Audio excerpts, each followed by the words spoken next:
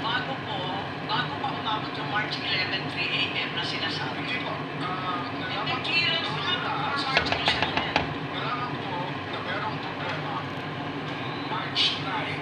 Ako po yung division order. Sabi ko, that's valid. You can serve it. Kaya tsaka may warrant na kasama kasi may warrant na kasama yung pinagdala sa akin.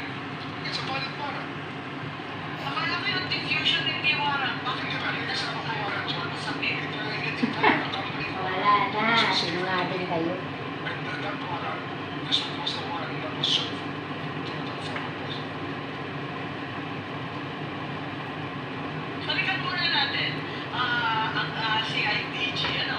Kasi sinabi nga dito sa interview na pinanood natin na alam na ninyo na meron kayong papel sa pag-aaresto. Masasabi ko ninyo na well-planned itong arrest. Kasi it was planned weeks in advance. May nakita tayo dito